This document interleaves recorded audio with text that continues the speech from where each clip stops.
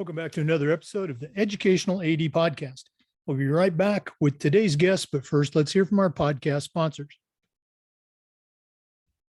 We want to say thanks to Hometown Ticketing, the leading digital ticketing provider to schools and colleges. You can find out more about what Hometown Ticketing can do for you and your school by going to hometownticketing.com and talk to their experts. Hometown Ticketing, simple and easy online ticketing. We also want to say thanks to Final Forms, the industry leader in registration.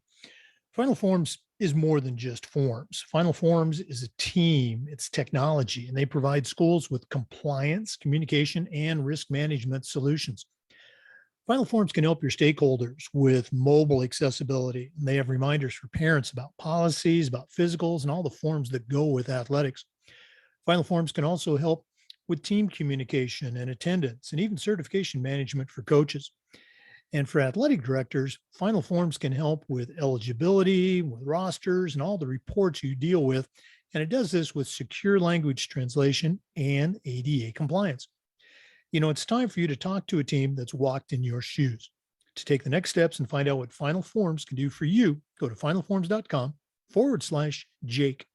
That's finalforms.com/Jake to get started with the Final Forms team. We also want to say thanks to Gipper. Gipper is the way that athletic directors, coaches, teams, and schools create world-class marketing content. You can create custom branded content for your school's social media channels in seconds on any device and without needing any design experience. It's so easy, even I can do it. Go to Gipper.com and start creating world-class marketing content. That's Gipper.com. We also want to say thanks to Huddle. At Huddle, we power sports. Over 200,000 teams use Huddle to elevate the performance of their teams using video and analytics. Huddle's the complete performance platform. They have online tools. They have smart cameras. They've always had analytics, but there's so much more. Huddle's also built for every level of play, from club and youth programs all the way through high school and college teams. And even the pros use Huddle so their athletes can perform at the highest level. You're in pretty good company with over 6 million users, including your student athletes. If you want to find out more about what Huddle can do for you and your program and how your school can become a Huddle school, go to huddle.com and talk to their professionals. Remember, at Huddle, we power sports. We also want to say thanks to Athletic Surveys by Lifetrack. Athletic Surveys by Lifetrack are a quick, easy, and affordable way for you to collect comprehensive data that allows you to evaluate and improve your entire athletic program. Athletic Surveys by Lifetrack also connects you to the 95% of the parents and the student athletes who really love your program. And it gives them a voice to help demonstrate the importance that a positive athletic experience has for them. Go to athleticsurveys.com and check out their testimonials. Then call them at 1-800-738-6466, or you can email them at info@athleticsurveys.com to get started. You've never used a survey to take the pulse of your parents or your student athletes, you're really missing out. Talk to the folks at Athletic Surveys by Lifetrack and let them help you take your athletic program from good to great. We also want to say thanks to Sideline Interactive. Their indoor scoring tables and video boards not only generate money for your department, but also create the ultimate game day experience for your athletes. Go to sidelineinteractive.com and check out their boards, see their tables and boards in action. You can also call them at 832-786-0302 or email them at sales@sidelineinteractive.com and see exactly what their fantastic products can do for you. That's sales@sidelineinteractive.com. And we want to say thanks to Wall of Fame by Vital Signs. You know, they're on a mission to bring your school's legacy to life. They've got a variety of interactive touchscreen consoles and an entire library of templates to help recognize the athletic achievements of your students, both past and present. Let them help you showcase your school's diverse history and your proudest moments by going to vitalsignswalloffame.com, or you can call them at 614-981-3589, or email them at sales@vitalsignswalloffame.com to get started. Let them help you showcase your school's diverse history and go to sales@vitalsignswalloffame.com. Welcome back, everyone, to another episode of the Educational AD Podcast. We got a really cool guest today, Ryan Hockman. Ryan is he's a coach, but he's also the director of coaching and programming for Throwing Zone Athletics out of Claremont, Florida, the National Coaching Center. I met Ryan a few weeks ago. He was coaching at a track meet here in Florida. I was an official. We got to talking. And I thought he'd be a great guest for us because he covers a lot of bases for coaches and for ADs. So Ryan Hockman, welcome to the podcast. Hey, thanks, Jake, for having me. And I'm excited to share what I do. Oh, no, absolutely. My career, such as it was high school and college, was football and track. So we both share that. I coached football and track for a long time. But excited to have you share some of the things that you are doing right now in the area of coaching. So let's jump right into it. We always like to let our listeners have a chance to get to know our guests. So give us that quick bio: where you were born, where you grew up, a little sports background, and how you happened to end up where you are today.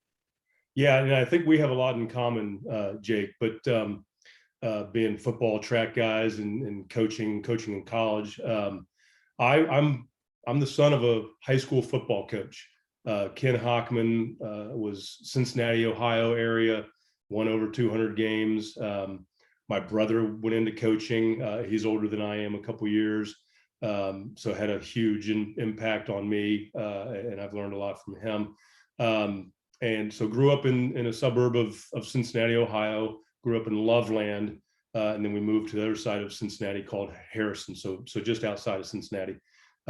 Then I was a 4-sport high school athlete, lettered in 4 sports.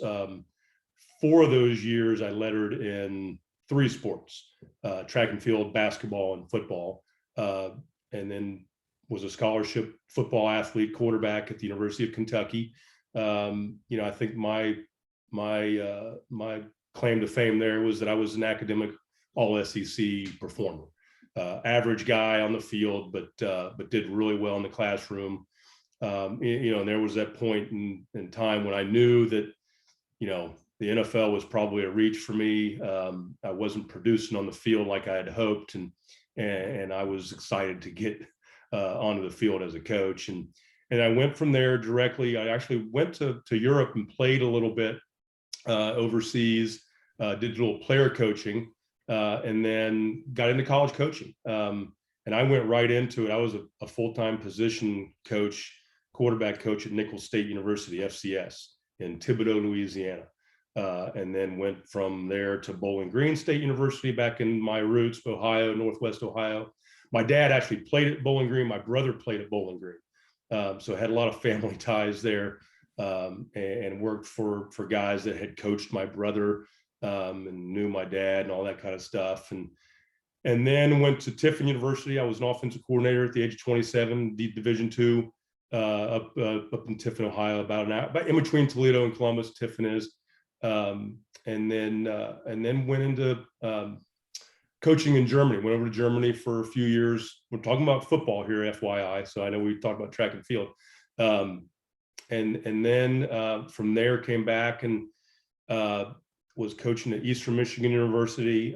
Met my wife, who was on a path to being an emergency physician, and we kind of had those crossroads. Okay, am I going to bounce around from Mid-American Conference city, Muncie, Indiana, Ypsilanti, Michigan, those kinds of places, or am I going to ride my wife's coattails, in the academic, academic emergency medicine area? And that's kind of what we decided to do. And I got into high school coaching at that point. So the way I got into the track and field world, and I had been a track and field athlete. I had done well high school. I had been an AAU athlete in the summer, had done decathlon, and obviously was successful in football. So I didn't pursue that area in college. But when I got out of high school coaching, when my sons were born, I have twin boys that are now almost 15. And we knew that, it wasn't going to be sustainable coaching full time. So I got out of it and started my own business, privately training quarterbacks. Well, immediately I realized I really don't know how to teach somebody to throw and train to throw. So I started digging online. Came across a guy named Tom Petronoff, who had a great website on the mechanics of coaching. Well, I texted him saying, "Hey, I'd like to buy some of your products and some of the programs that you're doing." He calls me. We have a 2-hour conversation. And if you don't know Tom is the world record holder in the javelin throw, and invented turbo jav, and is kind of the godfather of javelin in our country. Tom called me. We had a 2-hour conversation right away. We decided to put a video together immediately. So he flew out to Detroit. I was living in Detroit at the time. And we put together a video on training quarterbacks kind of through his platform of training pitchers and javelin throwers. And one thing led to another, and I'm like working for him almost immediately. And Tom is a gregarious, outgoing, fun-loving, hard to say no to kind of guy. And I just started working for him, and the rest is, I wouldn't say history, because no history books writing about me, but I kind of became, this guy who could train throwers, and eventually that became something I could do. I could train javelin throwers, and now I can coach javelin throwers and coach quarterbacks and coach pitchers, and all the things that I did growing up and really dropped for the specialization of quarterbacking. I've kind of come back full circle to the root of throwing, which the root of throwing really is javelin throwing. It's an event that's been around in the Olympics for, it's one of the original Olympic events. And obviously the challenges of it, throwing a spear is so hard to do that if you can learn the fundamentals of throwing through throwing a spear, we find that you can learn how to throw a football and a baseball more efficiently, more effectively. And yeah, so I've kind of gone back and forth. I still coach high school football up here in the Gainesville area. I live in the Gainesville area. So I and I will never leave that, obviously, but I gain a lot, I think, from both of those worlds. I learn a lot from the track and field world, take that to football, and vice versa. They both have a lot to offer our training world, so to speak. No, again, I just love listening to the stories. And for me, a track guy who was born and raised in Oregon, Tom Petronoff, that's a name that, we know that one very good. Really cool stuff. I'm excited to take a little deeper dive. For our listeners, we're visiting today with Ryan Hockman. He's the head of coaching and programming for Throwing Zone Athletics, and that's out of Florida. We're going to take a quick break, but we'll be back with some more. This is the Educational AD Podcast. We want to thank Huddle for their support of the podcast. Remember, at Huddle, we power sports. Over 200,000 teams use Huddle to elevate the performance of their athletes using video and analytics. Huddle's the complete performance platform. They've got online tools. They have smart cameras like the Huddle Focus. They've always had analytics, but there's so much more. Huddle's also built for every level of play, from club and youth teams all the way through high schools and colleges, and even the pros use Huddle so their athletes can perform at the highest level. You're in pretty good company with over 6 million users, including your student athletes and the coaches of the teams you're trying to get to recruit them. If you want to find out more about what Huddle can do for you and your program and how your school can become a Huddle school, go to huddle.com and talk to their professionals. Remember, at Huddle, we power sports. Welcome back, everyone, to the Educational AD Podcast. Our guest today is Ryan Hockman, the Director of Coaching and Programming for Throwing Zone Athletics. I met Ryan about a month ago at a track meet here in Florida. He was coaching, I was officiating. He actually stepped on the other side of the ropes and helped us out a little bit in the javelin. Ryan, Share with our listeners a little bit. Maybe you mentioned Tom Petronov and the turbo jab. Um, Talk a little bit about the development of that as a tool. I remember when it first came out. Again, as a long time 40-year coach, and my initial thought in seeing it in a catalog that very first time was, geez, I don't know if I'm going to waste my money on this. Obviously, it is a tremendous tool for coaching javelin. So maybe talk a little bit about the development of that and maybe why athletic directors should encourage their coaches to take a look at. Well, the story of how it developed was really cool. I mean, Tom invented it while he was living in South Africa. So Tom is American, went over to South Africa for a variety of reasons, but that would be an entire podcast in itself. But his daughters were born, and he wanted a tool to help teach them at very early ages. So he invented the turbo jab. And again, going into all that would be an entire podcast. But the what drew me to it was that it was like javelin light for a quarterback thrower or a baseball pitcher.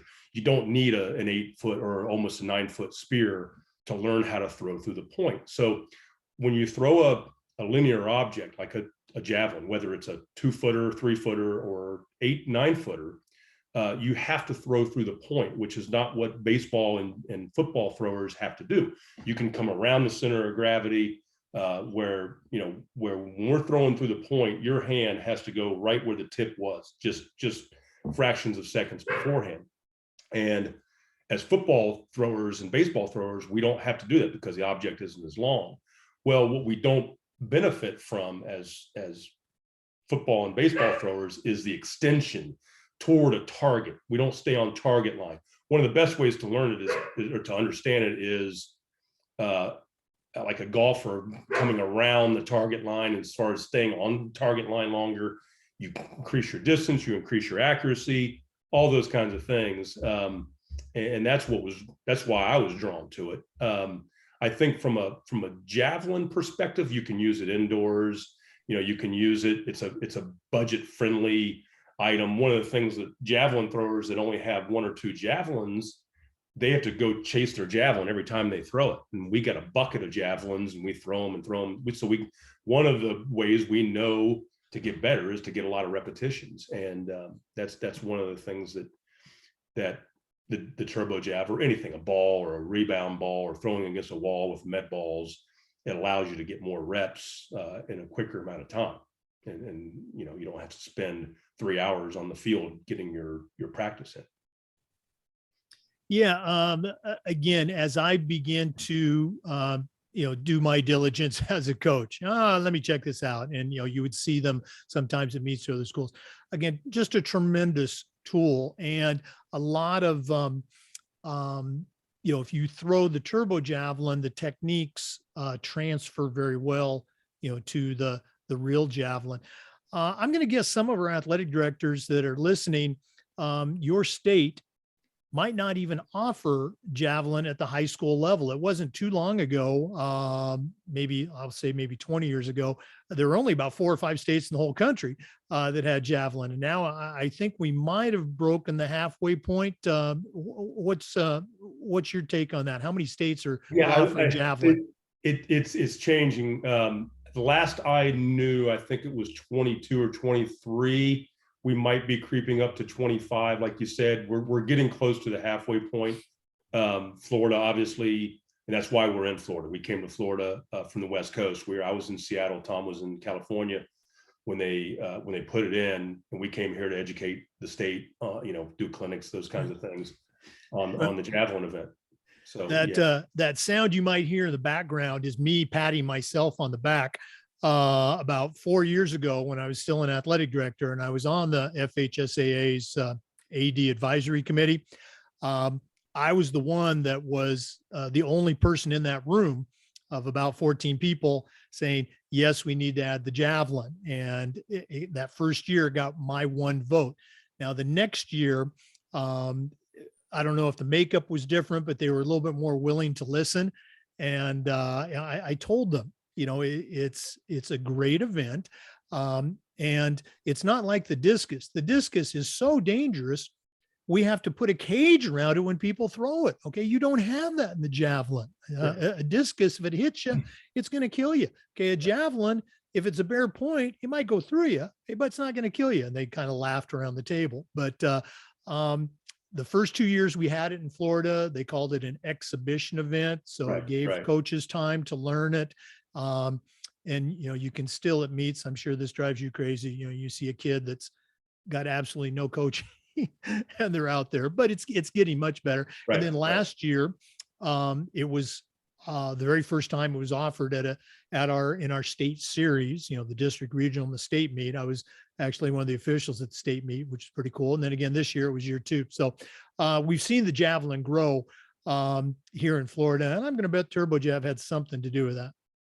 Yeah, I mean, obviously, because of Tom's stature, I guess, in the sport itself, 2-time Olympian, world record, or 2-time world record holder. He's still the only guy that holds the record or held the record with the original specs and the new specs.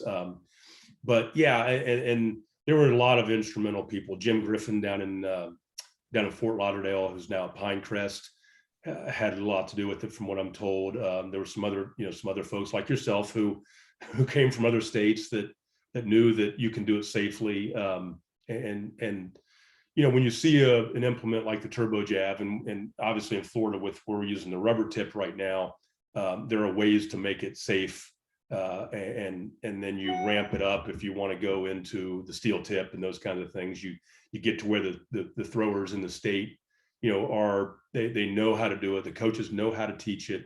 They know how to keep it safe. We know how to carry them into the stadium. We know how to put them away and not stick them in the ground where people can run into them, like I've seen and heard. But yeah, I think with the Turbo Jav being it's Special Olympics, it's Paralympics, and it's AAU Junior Olympics, USATF Junior Olympics. It's all over the world. People are using it. And in fact, one of the most interesting things that has happened with javelin in general. So Finland is the javelin mecca of the world. Well, Finland hasn't been as good lately at it. The Germans have kind of overtaken them. What happened in Finland about 8 years ago was they put in another kid's javelin, different type, and it wasn't as fun. So the colors of the Turbo Jav make it fun for kids. I mean, one of the things when you develop a program for kids is you have to think about space and how it's laid out, and you have to think about colors and what draws their attention. Because if you don't draw an 8-year-old's attention, it's going to, and especially out on a field where there's lots of space and lots of things for them to look at, they're going to look at those other things. They're not going to look at the javelin. So color plays a big part of it. Well, Finland struggled, and the director of their javelin program, who's friends with Tom, said, we're going back to the Turbo Jav because we've seen a drop off in the number of kids that want to do it. And if you make something the entry point of anything, if it's too high of a barrier, kids won't want to do it. And that's why Turbo Jav is important, or anything. Ball throwing is important because it lets kids be active physically. And then if you get them a little closer to the event that you use, the implement that you use, and we have turbo discs, we have turbo hammer, and we have turbo shot. Just FYI, we're not just a javelin company, but so there's a lot of the starting point is so critical. We know this with kids. I mean, you don't have a kid hitting 90-mile-an-hour fastballs. You put them on a T-ball, right? You have to scale it down to the kids. And we know this. And if we can do this and put my boys, my own sons, had a Turbo Jav in their hands at the age of 2. So it just became something that they do. Even when they've left it to pursue other events or other sports, they've come back to it because they know how to do it. And they've had fun. They've had fun experiences with it in their life. So yeah, I think the Turbo Jav has had a lot to do with the success of javelin in lots of states, and hopefully it will continue to. So. Yeah, I love that point about the colors. It makes perfect sense. Once again, for our listeners, our guest today is Ryan Hockman. Ryan's the director of coaching and programming for Throwing Zone Athletics. That's right here in Florida. We're going to be back with some more, but let's take another break and hear from one of our sponsors. This is the Educational AD Podcast. We also want to say thanks to Final Forms for their support.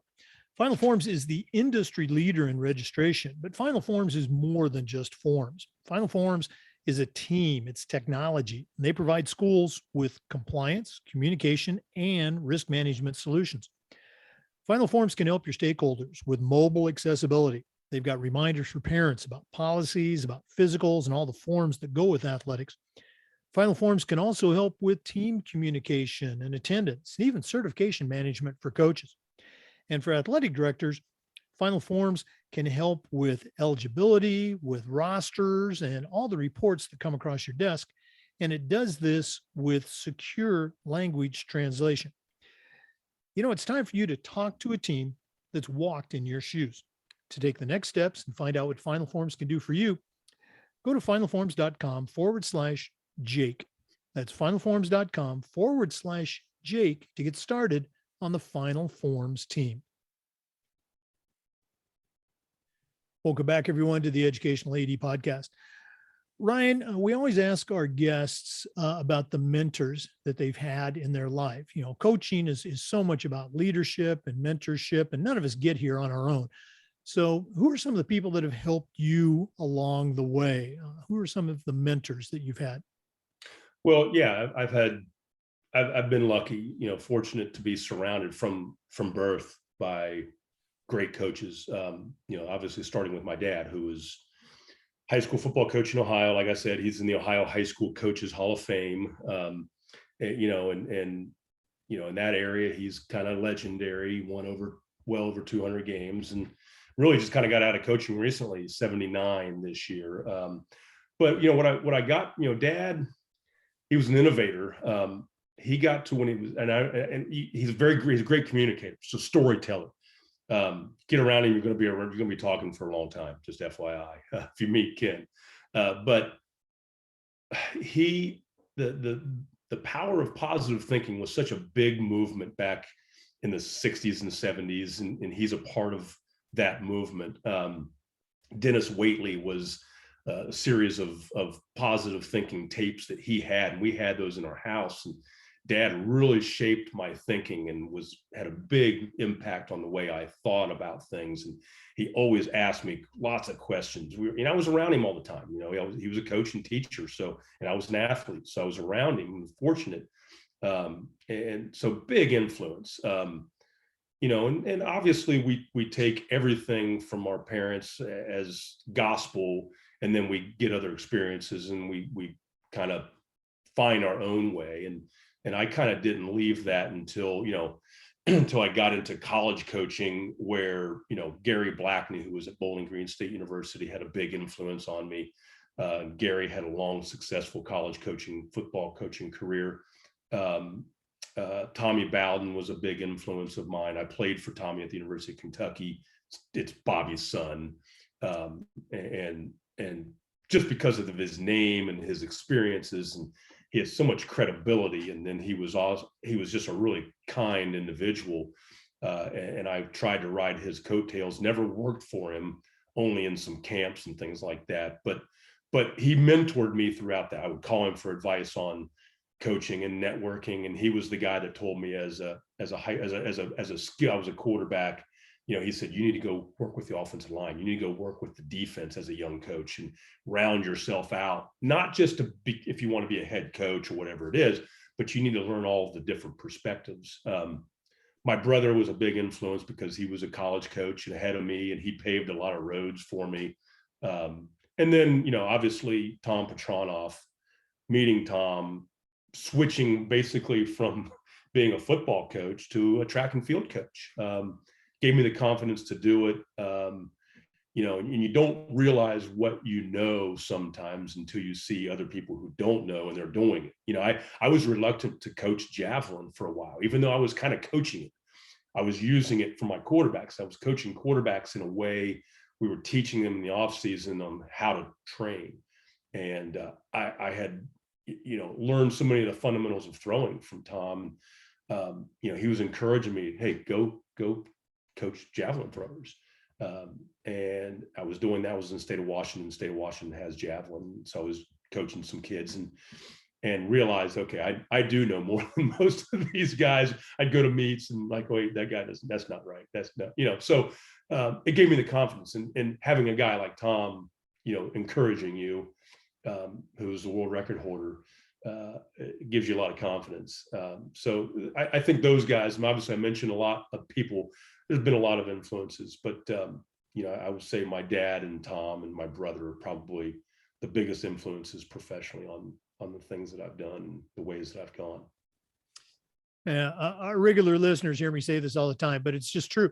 I love listening to the stories and the mentorships, relationships that you have. It's always cool to hear about, family and of course, moms and dads, that have that influence. And now, again, you get to work with, one of your mentors with Tom Petranov, very cool stuff.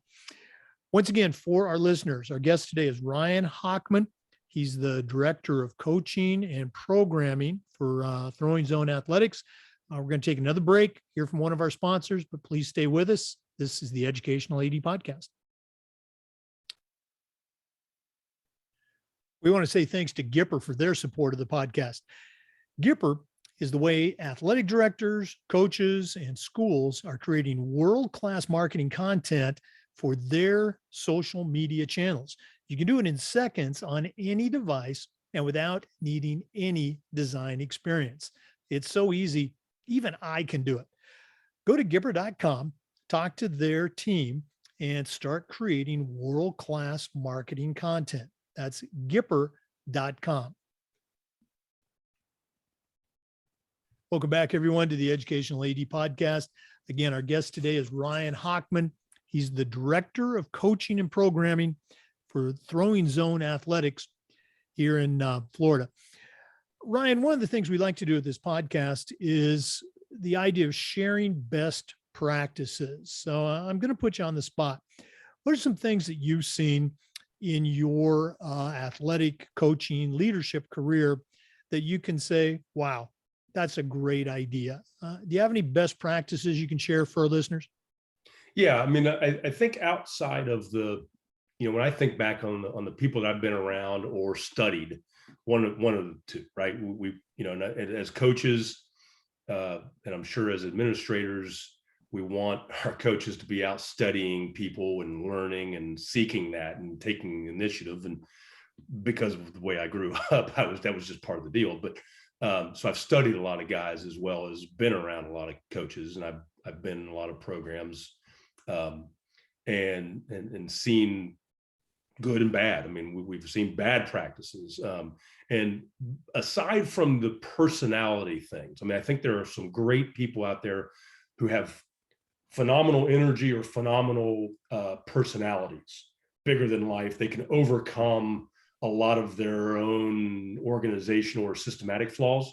And they're just they're the cult of personality. So aside from putting those people aside, which I think, and I always warn young coaches, I'm like, be careful being around this guy. This guy's a personality, and he can get away with some of the things he's doing on the coaching field or in the classroom because of that personality. So, you've got to find what you are and what your strength is. But I think, being out in Seattle and watching, it was during the time when the Seahawks were winning, the Super Bowl championships, and what Pete Carroll has done. And I've read his book, and I've been to, there's a museum in Seattle that has a little, or did, I don't know if it does anymore, had a little Seattle Seahawks exhibit and had like the process that Pete went through, laid out in that little exhibit, and his rules are what? They're the 3 rules. It's be early, and it's overarching kind of stuff, right? It's stuff that you can apply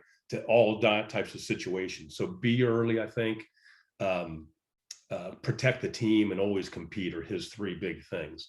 And I when I read his book and when I went through that, I went back and started looking at all the guys that I was around. Gary Blackney was a big, simple rules guy, and didn't have, he always used to preach to us, the more rules you have, the more rules you have to enforce. and so make it broad and general enough that, for instance, be early. Well, that's kind of the value of time and the value of putting yourself at the feet of the people on your team. Like if I'm always right on time, it's kind of about me, right? So there's more to it than just being early. Protecting the team is an overarching rule or policy or whatever that can go in a lot of different directions, right? So I think that is a best practice from the standpoint of organizational systems that can be broad enough to encompass a lot of different areas. And I think that's, so what my wife does for a living is team process. She's an emergency medicine researcher, but it's the ad hoc teams that are formed in emergency settings is what she really studies. So when they bring these teams together for a code, it's how do you organize a team in those moments that are real fast, right, and save lives. So we're not doing anything that's going to kill anybody. My wife studies this for saving lives, so I listen to her in this area probably more than anybody. And leadership emergence is a big part of it. Traditionally, the structures of leadership have been the loudest, and a lot of times the alpha male, the most senior member of the group leads. Well, we need to kind of let leaders emerge. And if you are always the overbearing leader or only set up structures that your alpha males, so to speak, if you're in a male environment, will do the leading, then you're not going to find the person who appeals to other types of personalities. Because when you do the personality profiles of all the athletes on your team or in your organization, it's all over the place. So if only one personality is doing the leading, you're going to shut off a lot of those other personalities. They're going to tune them out. They're not going to like that organization. They're not going to thrive in that organization. So I think leadership emergence is really what I've learned from my wife, and the studies that and these are real studies. She gets NIH funding, that kind of stuff, and it's fascinating. DoD, she has DoD funding as well, and gets a lot of the military. So that I think is an area that we've got to think about who and how we allow people to lead, and when that receiver needs to be the leader, or that backup needs to be the leader, or the assistant administrator needs to be the leader. And if we're always putting the dominant personalities out there in front, we're probably not going to lead the organization the way we can. We're not using all the resources in that organization, for one. But I do think, even in that setting, you've got to figure out ways to keep it as simple as possible. So having simple guidelines to do that, and frameworks to do that, I think have to be simple enough to allow room for people to emerge. And then once they emerge, then you can start to coach them and teach them and mentor them. But if we don't give them that room and that space to show their skills or their qualities, then we'll never know. They'll just be the person in the background. I mean, if you look at, just the simple extrovert, introvert type stuff. I mean, right now we're starting to see quarterbacks that are being drafted that are introverts. The guy for the Chargers, I forget what's his name. Herbert is an introvert, and he's thriving. But they went and studied how to coach an introvert, the group out there, the general managers out there. So I think we're learning so much. Our organizations are learning so much about how to think differently in that area. It's not just the alpha male that's going to emerge in every situation. We don't want that. That's going to happen if it's always the survival of the fittest mentality. Then we're going to miss out on a lot of really high quality leadership. So yeah. No, I love the whole leadership angle. And Pete Carroll's book was outstanding. and I think a lot of people just don't realize, leadership, it's not about leading out front. It's about letting or helping the others become leaders. So Right. you really don't have to. And then it's team buy-in and it's ownership. And those are the programs, those are the teams, that really have that high flying success. Right. Very There's a lot of cool. ways you can do that. I mean, from the simple task of, why does a coach always have to lead the warm up? Right. I mean, why does the whistle always have to start it? We're doing drills during those times that are mundane and we want them to get to automaticity. So why can't we just allow the kids to learn the sequence and do it? Now I see a lot of places that do it, and that's awesome. It takes a lot off your plate, right? And you can, Einstein said, if you can write it down, you don't have to memorize it. Well, I can free up a lot of brain space if I don't have to be thinking about other things as a coach, and I can become a resource now. Now I can teach the mechanics or the details. I don't have to think about the sequence of the drills that we're doing because the players are doing it or the athletes are doing it. Let them call out the drill and then do it, and then they start teaching each other. And I think that's how you set. So even from a simple, okay, I want this guy to lead the drill, my line leader, call out the drill. And now I can be freed up to, I'm the expert in biomechanics, not them. It's not hard. Anybody can learn the sequence of the drills.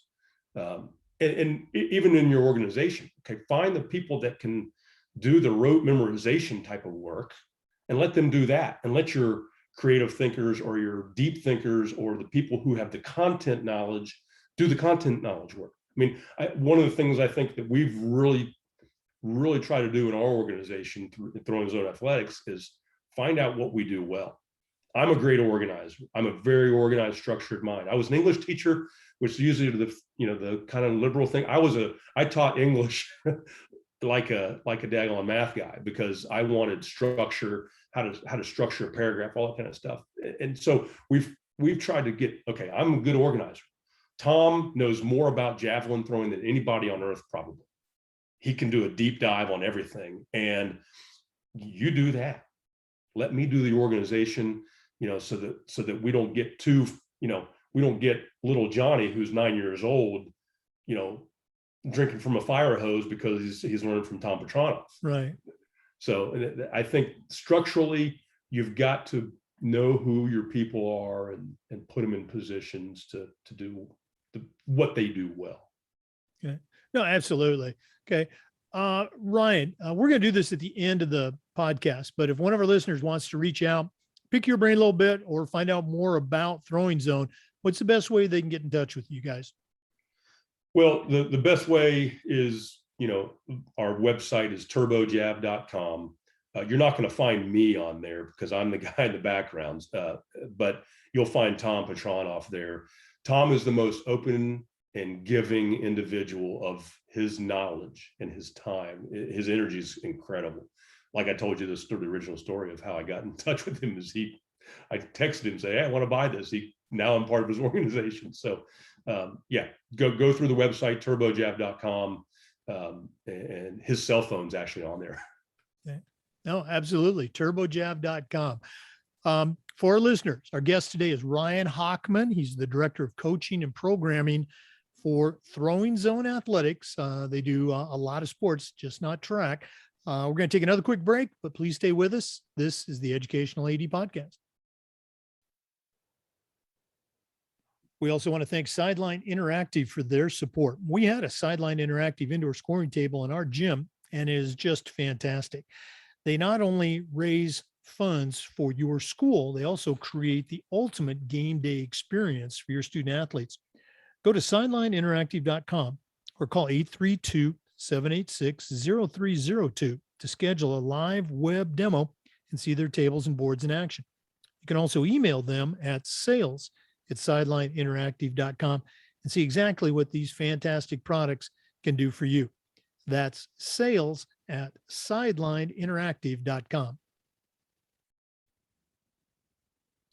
Welcome back, everyone. Our interview today is Ryan Hockman from throwing zone athletics here in Florida. Ryan, one of the questions we've been asking has to do with this idea of toughness. 100 years ago, when I was in high school, our coaches would say things like, come on, guys, you got to suck it up, or come on, Jake, you got to be tougher. And we did it. I think in the many years since then, we found better ways to communicate those ideas to our kids. So I still feel that toughness is an important part of the athletic experience. It's an important part of life. So here's my question for you. How can we help kids to develop toughness while also being sensitive to the social emotional challenges that I never had to experience, back in my day? Do you have any advice for us? Yeah, I mean, I think,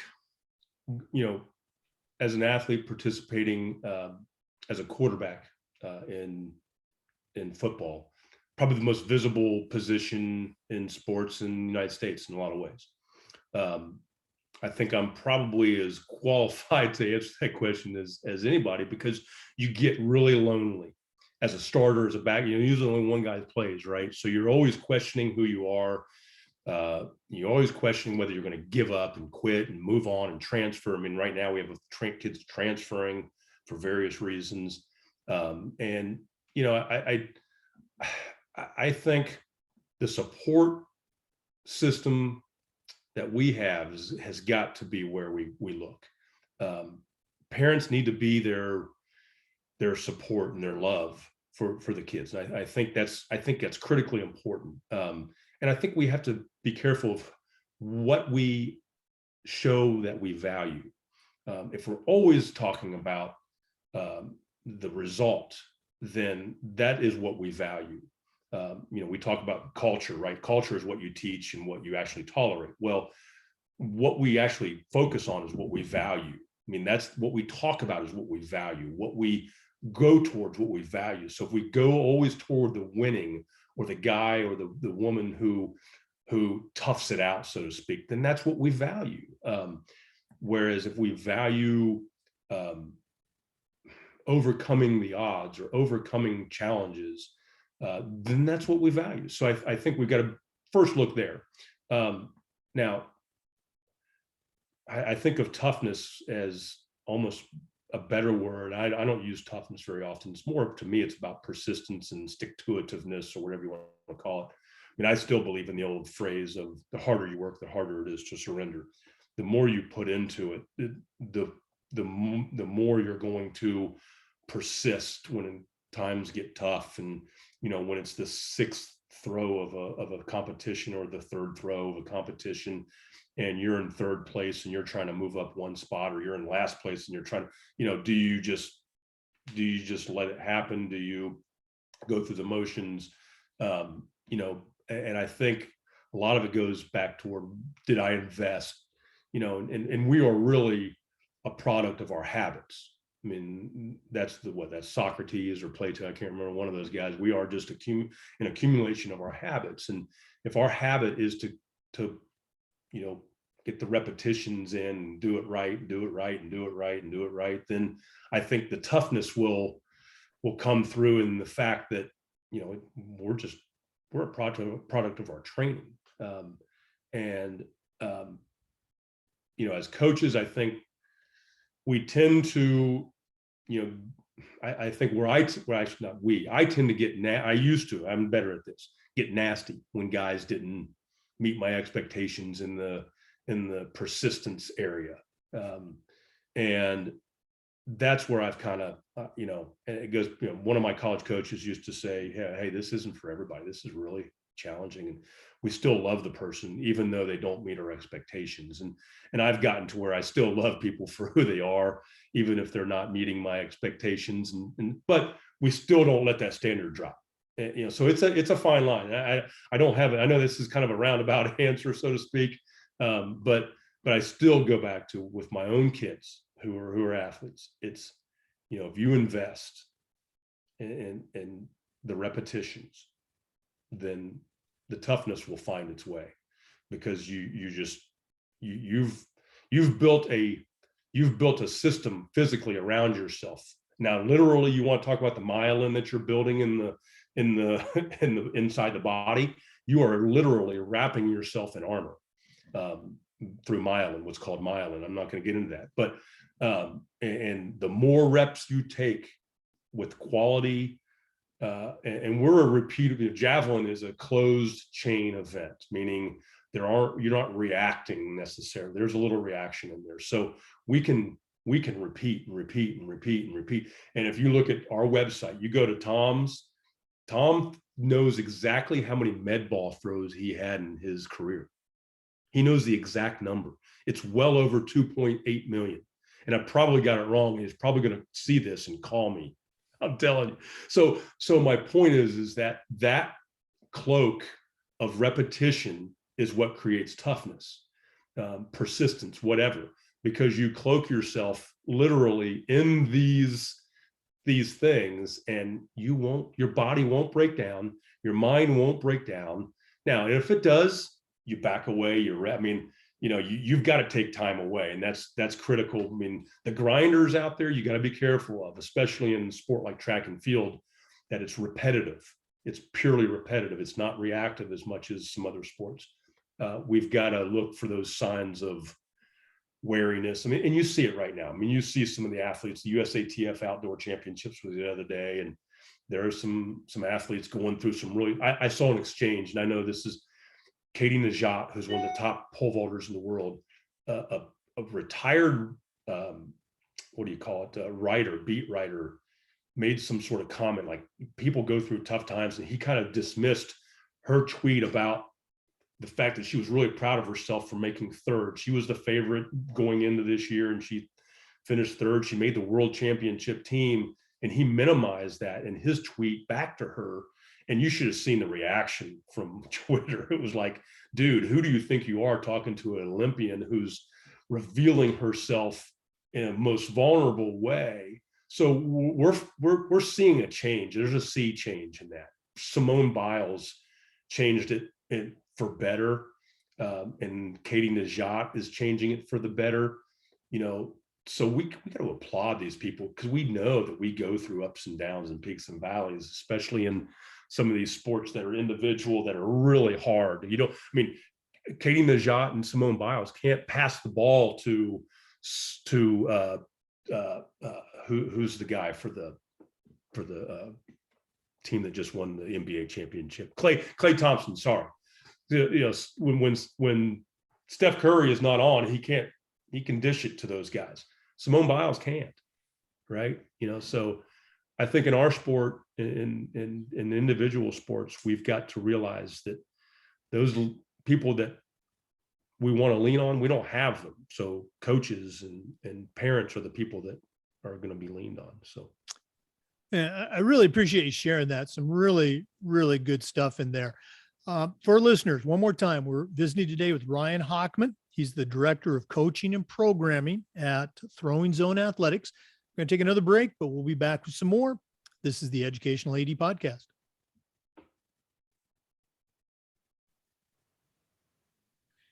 We also want to thank our good friends at Wall of Fame by Vital Signs. They're on a mission to bring your school's legacy to life. They've got a variety of interactive touchscreen consoles, along with an entire library of templates to help recognize the athletic achievements of your students, both past and present. Let them help you showcase your school's diverse history and your proudest moments, and go to vitalsignswalloffame.com. You can also call them at 614-981-3589 or email them at sales@vitalsignswalloffame.com. That's sales@vitalsignswalloffame.com. Let them help you bring your school's legacy to life.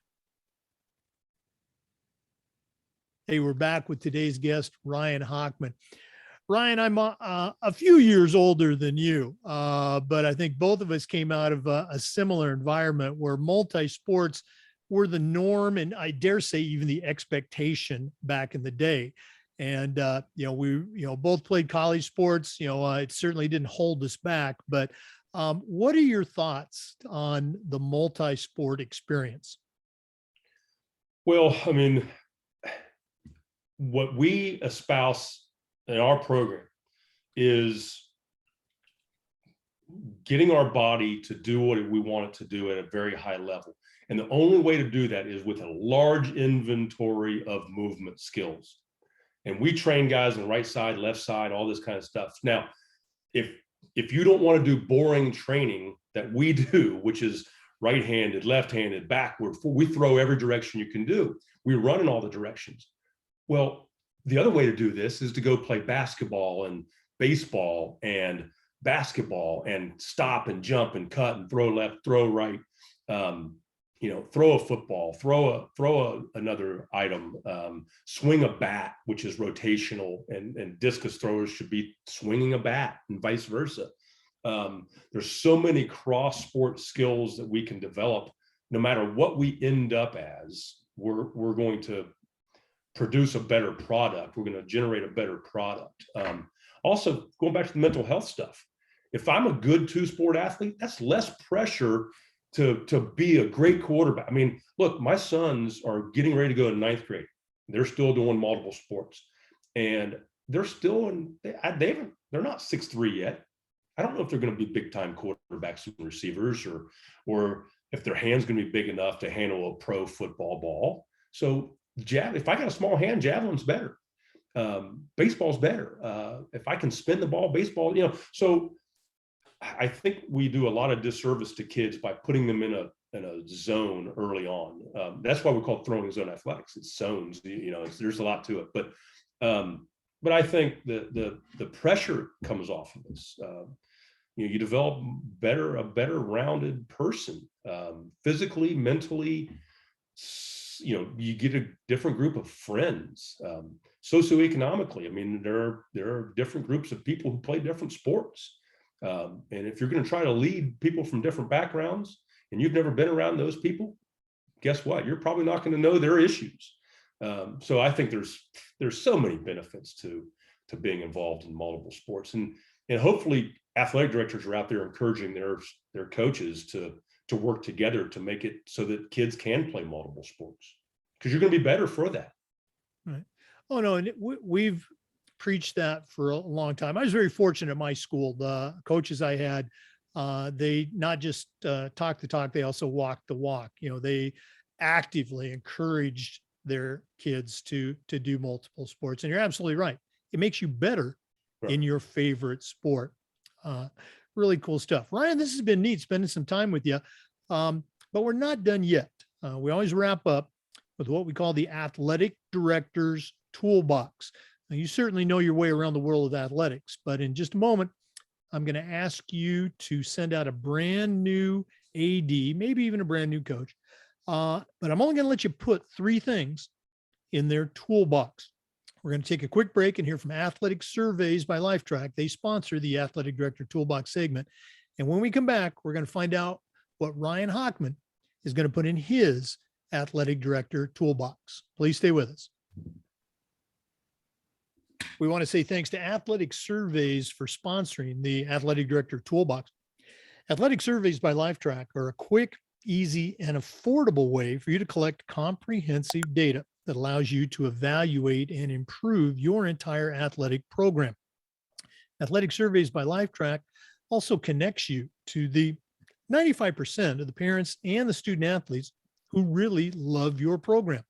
And it gives them a voice to help demonstrate the importance that a positive athletic experience has for them.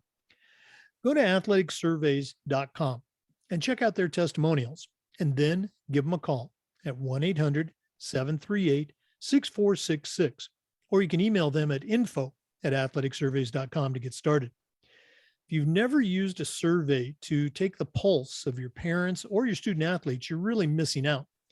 Talk to the folks at Athletic Surveys by Lifetrack and let them help you take your athletic program from good to great. Welcome back, everyone. This has been a lot of fun visiting with Ryan Hockman, the Director of Coaching and Programming at Throwing Zone Athletics here in Florida. They work with all sports, not just track throwers. But Ryan, right now I'm going to task you with sending out a brand new athletic director, but I'm only going to let you put 3 things in their toolbox. What 3 things are going to go in Ryan Hockman's athletic director toolbox?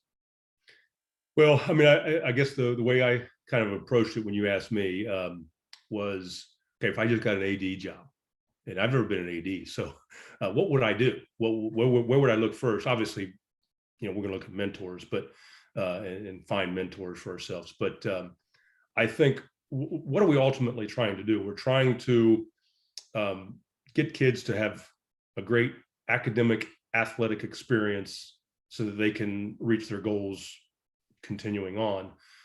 So I would find a structured program. I've used one called totalstudentathlete.com. I think that's what it is, that, basically breaks down the NCAA eligibility process and the 4-year plan. I mean, it's really simple and straightforward. So I would, school-wide, program-wide, I'd try to get everybody on that same page so that we can educate all of the athletes who desire to be college athletes. And we know that the NCAA and the NAIA have a variety of levels and academic, programs for athletes who want to do all kinds of different things or have different ability levels. So it can apply to a large portion of their athletes. So I would definitely start there and make sure that the kids understood, that there's a process by which you become eligible for the NCAA. I think physically, taking that mentality to the other areas of the development of the athlete, of the student athlete. We talked about the academic part, which is that total student athlete guy.